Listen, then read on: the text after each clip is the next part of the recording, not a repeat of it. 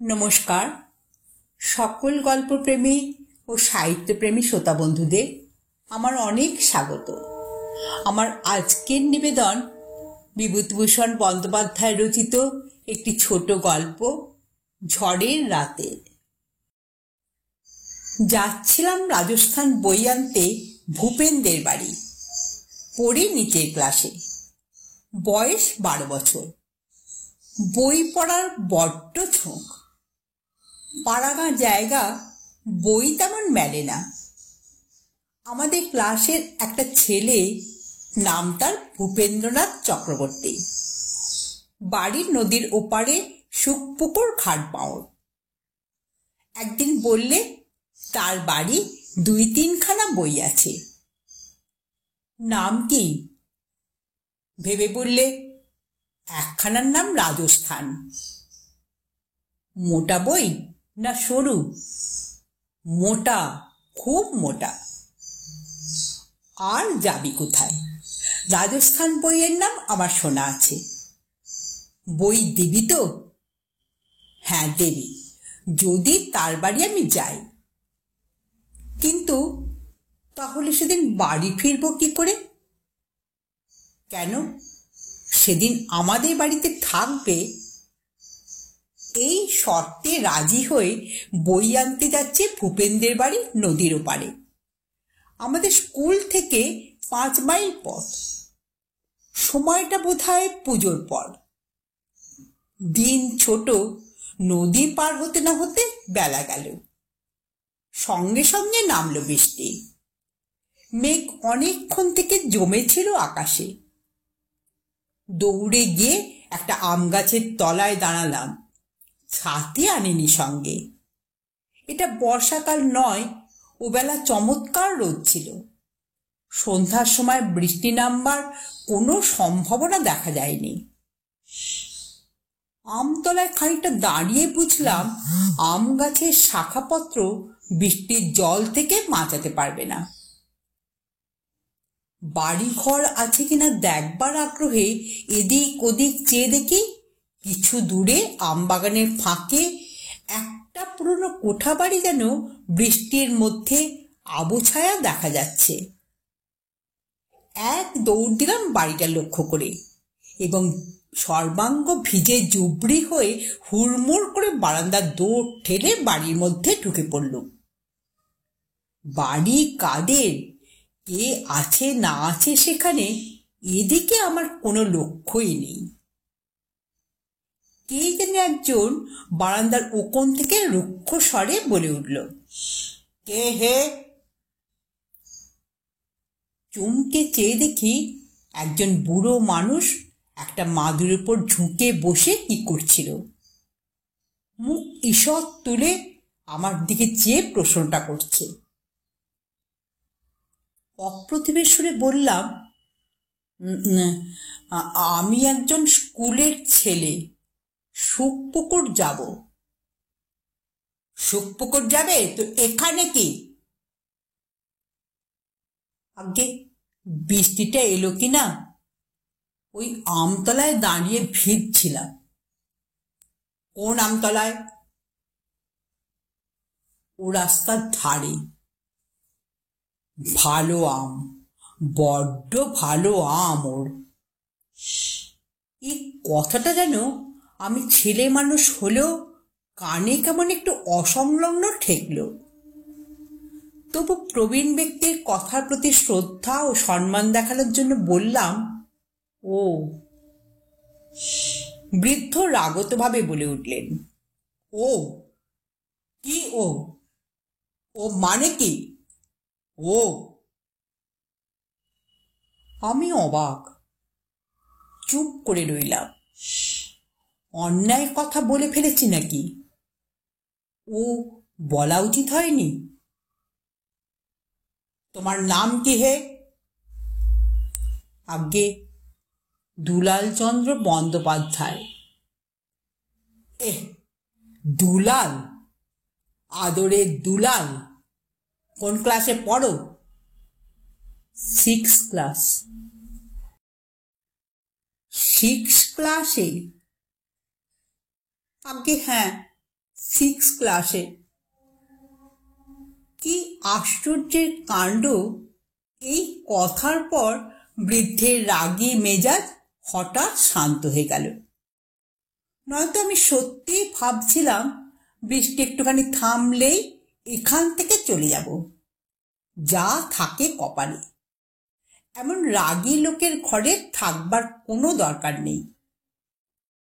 বুড়ো শান্ত হয়ে বললে, 6 ক্লাসে পড়ো?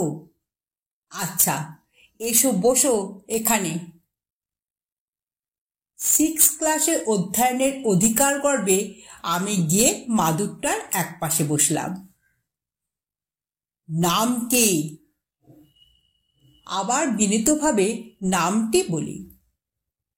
কিছুক্ষণ সব চুপচাপ। বাইরে বেশ অন্ধকার হয়ে উঠেছে। বৃদ্ধ বললেন, খাবে কিছু? আজ্ঞে না।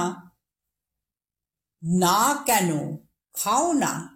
ওই কোণে উঠে গিয়ে দেখো, শুকনো নারকোল আছে, নিয়ে এসো, দা দিচ্ছি, কেটে খাও। আমি ঝুনো নারকোল ছুটতে জানি নে। জানো না? গেরস্ত ঘরের ছেলে, সব জানা দরকার। তবে খাবে কি? আর তো কিছু নেই। থাকবে, খাবো না কিছু। না না, তা কি হয়? ছেলে মানুষ, খিদে পেয়েছে বই কি। ও বেলা তো কখন খেয়ে বেরিয়েছ? শুকপুকুর যাচ্ছিলে? আজ্ঞে হ্যাঁ। কেন? একখানা বই আনতে। কি বই? রাজস্থান বলে একটা বই। বৃদ্ধ রাগের সুরে বললেন, হ্যাঁ হ্যাঁ, রাজস্থান জানি, পড়েছি। অমন করে বলে নাকি? একটা বই ও কিরকম কথা? রাজস্থানের নাম কে না জানে? তুমি বুঝি 6 ক্লাসে পড়ো আর কেউ কিছু জানে না? আমার এবার রাগ হলো, ভয়ও হলো। না, এখানে আর থাকা নয়। এরকম বদমেজাজি বুড়োর কাছে কেউ থাকে? বুড়ো আবার তক্ষুনি সুর নরম করে বললে, যাকগে, ছেলে মানুষের সঙ্গে আর কি হবে বুকে? এখন খাবে কি তাই বলো। আপনি যা বলেন। তাই তো, কিছুই ঘরে নেই। আপনি কি খাবেন? আমি? ওবেলার পান্তা ভাত আছে, নেবু দিয়ে তাই খাবো। এসো, ভাগ করে দুজনে খাই। সত্যিই আমার বড় খিদে পেয়েছিল। কোন সকালে খেয়ে বেরিয়েছিলাম বাড়ি থেকে। পান্ত ভাতই সই। বুড়ো আমাকে বড় খাটালে। হাঁড়ি পেরে আনলাম ওর কথায়। কলার পাতা কেটে আনালে, ভাত বাড়িয়ে নিলে। কিছু তরকারি নেই, শুধু নুন আর ভাত। বুড়ো গপ গপ করে গিলতে লাগলো সেই ভাত। নেবু দিয়ে খাবে বলেছিল, তাই বা কোথায়? তাহলেও তো হতো। কোনো রকমে খাওয়া শেষ হলো। আমার তখন ভয় হয়েছে বৃদ্ধ নিদ্রিতাবস্থায় আমার গলা টিপে না মারে। সুতরাং যখন বুড়ো বললে ঘুমোতে, তখন আমার মনে ভয় ও অস্বস্তি দুই এসে জুটল। বললাম, শোবো কোন ঘরে? ঘর? ঘর তো মোটে এই একটা। এটা তো দালান। দালানও যা, ঘরও তাই। এখানে মাদুর পেতে শুয়ে পড়ো। ওই দেওয়ালের কোণে মাদুর আছে। আপনি শোবেন না? না, আমি কাজ করছি, দেখছো না? এত এতক্ষণ কিছুই দেখিনি লক্ষ্য করে। এইবার একটু কৌতূহলের সঙ্গে চাইতেই তিনি বললেন, যাও শুয়ে পড়ো, এদিকে তাকাতে হবে না। আমি ভয়ে ভয়ে শুয়ে পড়লাম বটে, কিন্তু আমার চোখ কান রইল বুড়োর দিকে। আমি ঘুমোলুম না, ঘুম আমার হলোও না। শুয়ে আর চোখে বুড়োর দিকে চেয়ে রইলাম। বুড়ো কি যে করছে অনেকক্ষণ অবধি আমি ঠাউর করতেই পারলাম না। অবশেষে মনে হলো বুড়ো ছবি আঁকছে, খুব মন দিয়ে ঝুঁকে পড়ে ছবি আঁকছে।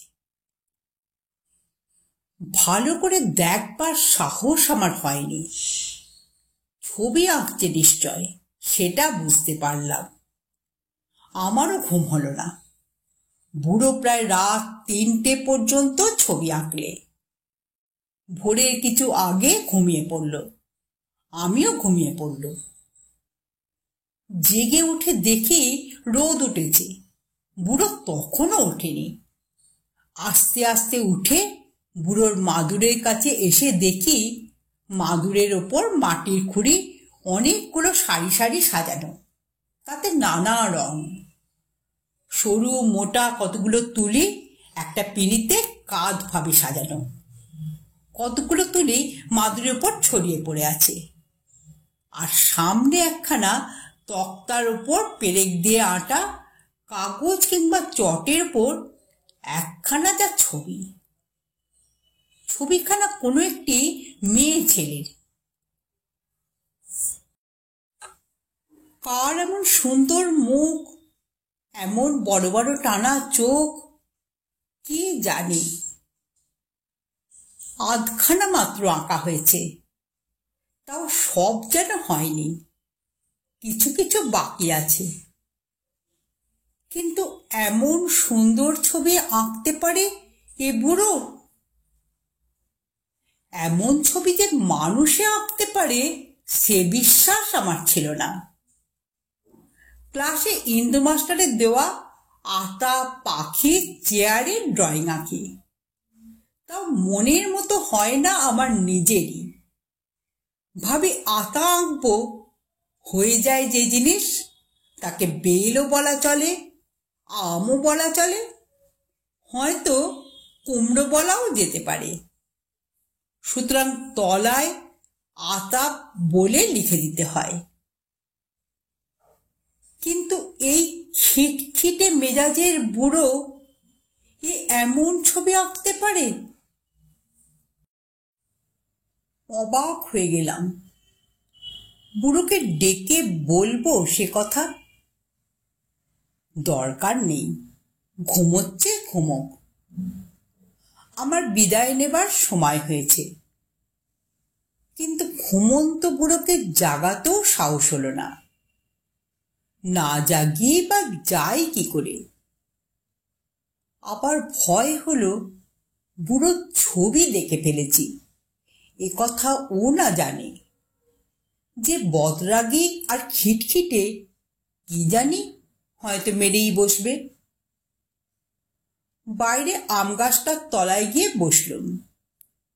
আধ ঘন্টা পরে ঘরের মধ্যে শব্দ পেয়ে বুঝলাম বুড়ো উঠেছে। তখন আমি আস্তে আস্তে পা টিপে টিপে ঘরের মধ্যে ঢুকলাম। বুড়ো মাদুরের ওপর বসে ছবিখানা দেখছিল। চমকে উঠে পেছনে চেয়ে বললে, কে? আগে আমি। ও তুমি এখনো যাওনি? আপনি ঘুমোচ্ছিলেন, না দেখা করে। ঠিক ঠিক, তুমি বেশ ছেলে, ভালো ছেলে। তাহলে আমি যাই এখন?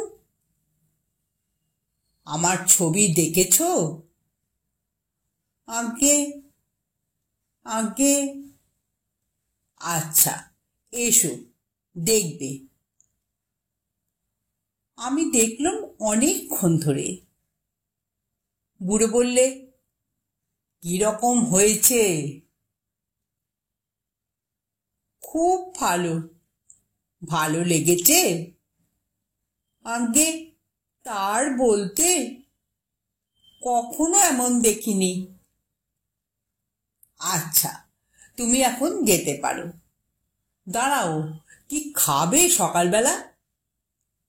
আগে কিছু না, আমি যাদের বাড়ি যাচ্ছি সেখানে খাবো। না না, তা হয় না। পান্তা ভাত হাঁড়িতে ছিল। আগে না, সব খেয়েছি কাল দুজনে। নারকোল একটা নিয়ে এসো, কেটে দিই। আগে আপনাকে কষ্ট দেব না, আমি খাবো না কিছু, বলেই হনন করে বেরিয়ে পড়লাম বাড়ি থেকে। বুড়ো দেখে পেছনে ডাকছে, ও খোকা, শোনো, ও খোকা, যেও না। আমি পেছন ফিরে চেঁচিয়ে বলি, আগে আমি নারকোল খাবো না। সেই দিনে বিকালে বই নিয়ে আসবার পথে বুড়োর ওখানে যেতে বড় ইচ্ছে হলো। বুড়োকে দেখবার জন্যই ঘরের জানালায় উঁকি ঝুঁকি মারি। বুড়োকে কিন্তু দেখতে পেলাম না। ঘুমোচ্ছে নাকি? ফিরে আসছি এমন সময় কে ডাকলে? কে? বললাম, আমি। শোনো খোকা, শোনো। গেলাম। বুড়ো বালিশ ঠেস দিয়ে চোখ বুজে বসেছিল। আমায় বললে, আজ রাত্রে এখানে থাকো। থাকবো না। কেন? থাকো। আজ তোমাকে নারকোল খাওয়াবো, চিড়ে খাওয়াবো। কি স্নেহের সুর ওর কথার মধ্যে। সে রাতেও আমার থাকার ইচ্ছে সেখানে, কিন্তু আমার বাড়ির লোকের ভয় ছিল। না বলে এসেছি। আমি বললাম, মা বকবে। বুড়ো আমার মুখের দিকে চেয়ে বললে, ঠিক ঠিক, মা রয়েছেন, তাহলে যাও। নারকোল খেয়ে যাবে না? আমি নারকোল কাটতে জানি নে। আমার হাতে ব্যথা, নইলে আমি তোমাকে নিজেই নারকোল কেটে দিতাম। আমি চলে এলাম বটে, কিন্তু বুড়োর কথা ভুলতে পারলাম না কতদিন। অনেক দিন কেটে গেল। বালক থেকে আমি হয়ে উঠেছি যুবক। পাথরেঘাট এক বড় লোকের বাড়ি যাতায়াত করি। সেখানে মস্ত বড় একখানা অয়েল পেন্টিং ছবি দেখে হঠাৎ চমকে উঠলাম। এই ছবি যার, তাকে আমি কোথায় দেখেছি? বাড়ির লোককে বললাম, ইনি কে? তারা বললে, একে চেনেন নাকি? ইনি বিখ্যাত চিত্রকর দুর্গাচরণ সান্যাল। একে নিয়ে খবরের কাগজে হইচই হয় খুব। দুর্গাচরণ সান্যাল নাম করা লোক। বড় বৈঠকখানায় যত অয়েল পেন্টিং দেখবেন সব ওর করা। ১,৫০০ টাকা নিতেন ছবি পিছু। সব বড়লোক খদ্দের ছিল। এই ছবি তার নিজেই এঁকেছিলেন। মেজবাবু বেঁচে থাকতে শিল্পীর নিজের ছবি অনেক টাকা খরচ করে আঁকে নেন। আপনি একে চিনতেন? আমি কোথায় একে দেখেছি ঠিক মনে করতে পারছি না। ইনি থাকতেন কোথায়? থাকতেন কলকাতাতে, বরানগরে। শেষ বয়সে হঠাৎ নিরুদ্দেশ হয়ে যান। এত টাকার রোজগার ফেলে বড় বড় মক্কেল ছেড়ে দিয়ে কোথায় যে চলে গেলেন তার কোনো সন্ধান পাওয়া যায়নি।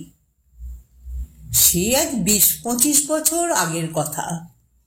কেউ খুঁজে পায়নি। খবরের কাগজে হইচই হয় তার অন্তর্ধান নিয়ে। অত নামকরা আর্টিস্ট, সে এক রহস্য সেকালকার।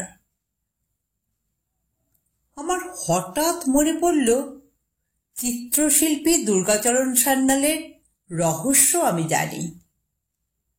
সুখপুকুর ঘাটবাওরের সেই বুড়ো, সেই ঝড় বৃষ্টির রাত্রি, সেই অপূর্ব ছবি, আধ আঁকা সেই ছবিখানা।